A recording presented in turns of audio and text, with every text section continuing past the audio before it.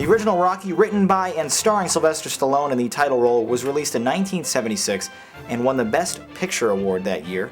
Not only did composer Bill Conti's famous Gonna Fly Now theme song also reach #1 on the Billboard charts, Rocky also grossed $225 million on just a $1 million budget, to this day making one of the most profitable movies ever created. By now you know the story. Rocky Balboa is a loan shark and boxing enthusiast on the mean streets of Philadelphia, awkwardly trying to win the affection of pet shop worker Adrian Panino.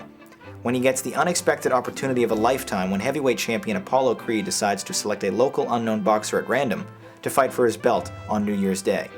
Thanks to his now famous nickname, the Italian Stallion is the local boxer that Creed decides to fight. Rocky then spends the entire movie training for this fight by way of musical montage, trained by spunky, cranky gym owner Mickey Goodmill, portrayed by Burgess Meredith, like no other actor could have. Simultaneously, Rocky and his adorably lovable womanizing skills attempt to win over the affection of Adrian, played by Talia Shire. Although it's the definitive B-plot to all of the Rocky films, this love story is not to be overlooked, one that is painfully realistic at times, and a relationship you can't help but smile at. Burt Young plays Paulie Panino, Adrian's older and more protective brother, and Rocky's best friend. Paulie, like every other character in this movie, is an absolute treat, a funny, realistic, empathetic, and memorable character who I'm glad returned for all 5 sequels. As the film's writer, Stallone has to get all the credit for this film, as he creates the characters that are just so realistic, lovable, inspiring, so that anyone who watches these films will be cheering out loud for them in the final scenes. The build-up to Rocky's final fight with Apollo Creed is perhaps one of the greatest middle acts in cinematic history. The epic montages of Rocky charging the steps at the Philadelphia Museum of Art to Gonna Fly Now are so ingrained in the psyche of the American audience that hundreds of people to this day still run those steps, their arms raised over their heads, in memoriam of a fictional character over 30 years old.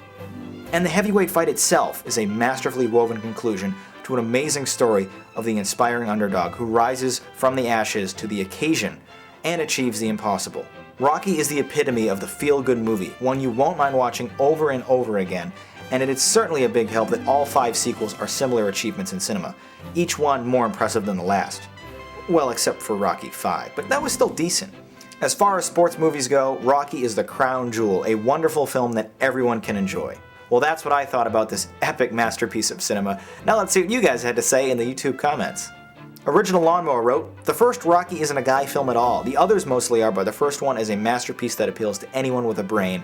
10 out of 10. Lancer Evo 10 fan wrote, "One of the greatest movies of all time, a great soundtrack for the ages, and very intense action scenes. Almost everything in this movie is very memorable.